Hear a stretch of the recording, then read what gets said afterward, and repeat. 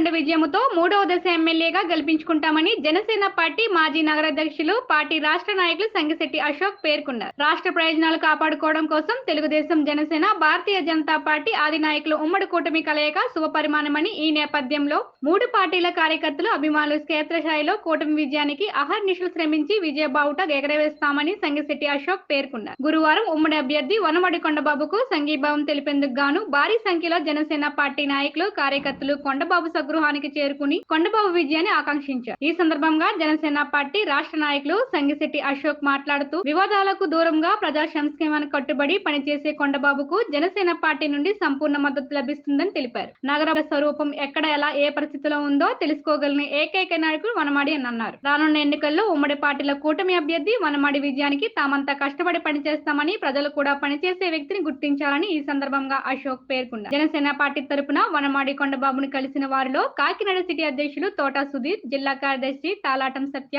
City vice president Adabala Satyanarayana, Atla Satyanarayana, Chikkala Dorababu, ఆకుల శ్రీనివాస్, ఉమ్మడి తూర్పు గోదావరి జిల్లా జనసేన పార్టీ జాయింట్ సెక్రటరీ బడే వెంకటకృష్ణ తదితరులు పాల్గొన్నారు. కాకినాడ సిటీలో జనసేన, తెలుగుదేశం, బీజేపీ ఉమ్మడి అభ్యర్థి మన వనమాడి కొండబాబు గారిని వెళ్ళడం జరిగింది.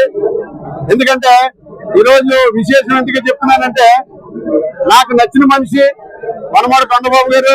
ఎందుకంటే మనం ఒకటి గుర్తించుకోవాలి, ఈరోజు మన అధినాయకులందరూ కూడా కలిశారు, కానీ కింద కూడా మనం అదే విధంగా ప్రయాణిస్తూ మనం ఏమైతే అనుకున్నామో ఉమ్మడి అభ్యర్థిగా ఈరోజు మన కొండబాబు గారు నుంచోవడం జరిగింది.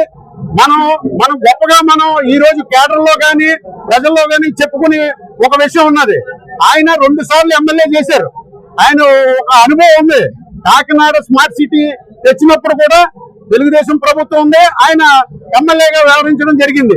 సో ప్రతి వార్డులో ఎక్కడైతే ఏ వార్డులో ఏ సమస్య ఉంది, ఏ వార్డులో ఎవరున్నారు, ఏ వార్డుని ఎలా డెవలప్ చేయాలా అన్న ఒక అవగాహన ఉన్న వ్యక్తిని మనకి ఈ రోజు ఉమ్మడి అభ్యర్థిగా మన కొండబాబు గారిని ఎన్నుకోవడం అన్నది మనకి చాలా హర్షణీయం. అలాగే మా కేడర్ లో కూడా నాతోటి ఎవరైతే ఉన్నారో ఈ రోజు వరకు మేము ఈ 2019 ఎలక్షన్ దగ్గర నుంచి మేము పోరాడుతూనే ఉన్నాం. ఈ వైఎస్ఆర్ పార్టీని మేము ప్రతి విషయంలో, ప్రతి ఆ హౌసెస్ ఇచ్చినప్పుడు కానీ మిగతా విషయాల్లో కానీ అన్ని కూడా మేము ఎదుర్కొంటూనే వచ్చాం. ఈ రోజుకి మేము ఒక సంతోషించే విషయం ఏంటంటే, సరి అయిన క్యాండిడేట్ వనమాడి కొండబాబు గారు మనకు రావడం, ఆయన కూడా సత్తా ఉన్న వ్యక్తి, నిలబడతాం. ఈ రోజునే 24 ఈ ఎలక్షన్ లో మే 13ని తప్పకుండా ప్రజలందరూ ఉమ్మడి అభ్యర్థి అయిన కొండబాబు గారికి ఓటేసి ఆయన తప్పకుండా 3వసారి హ్యాట్రిక్ ఎమ్మెల్యే కింద చేస్తారని మా నాయకులు, మా కార్యకర్తలు అందరూ కూడా విపరీతమైన కృషి చేస్తారని నేను మాటిస్తున్నాను. అదే కాదు, ప్రజల్లో కూడా స్పందన ఉంది.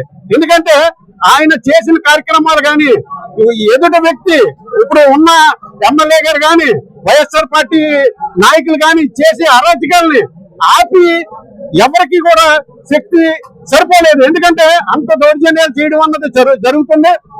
ఇవన్నీ కూడా మా ఉమ్మడి అభ్యర్థి అన్నారు కొండబాబు గారు ఎమ్మెల్యే అయిన తర్వాత తప్పకుండా అరికట్టడం జరుగుతుంది. అది మేము మీలాగా దౌర్జన్యాలకు వెళ్ళి మనుషులం కాదు. మేము సిటీని డెవలప్ చేయడానికి చూస్తాం, సిటీ అభివృద్ధి చేయడానికి చూస్తాం, ప్రజలకి సంక్షేమ పథకాలు కిందకి అందేలా చూస్తాం.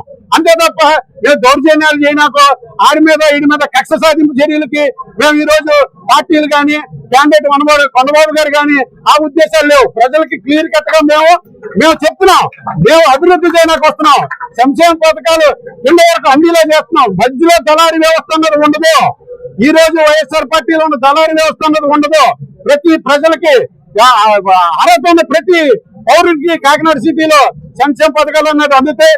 ఇంకోటి ఏంటంటే ఒక చిత్రకరమైన విచిత్రం ఏంటంటే, వాళ్ళు చెప్పేది ఏంటంటే మీరు పథకాలు ఏమి రావు, పథకాలు అన్ని ఆపేస్తారు.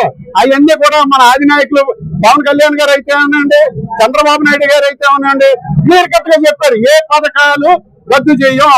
అలాగే మనకి క్యాండిడేట్ అయిన ఈరోజు అభ్యర్థి అయిన మన కొండబాబు గారు కూడా అదే ఆలోచనలో ఉన్నారు. ఇంకా అభివృద్ధి చేయాలా, ఇంకా పేద ప్రజలకి ఇంకా ఎక్కువ మందికి సంక్షేమ పథకాలు అందాలి తప్ప ఎవరిని కోసేయడం కానీ ఎవరిని ఇచ్చేయడం కాదు. మా ఉమ్మడి అభ్యర్థి వనమాడ కందబాబు గారు అభివృద్ధి చెందనాకే కాకినాడ సిటీ మళ్ళీ అభివృద్ధి చెందాలంటే ఆయన ఎమ్మెల్యే కింద చేసుకోవాలని ఈ రోజు అందరికీ సభాముఖంగా తెలియజేసుకుంటూ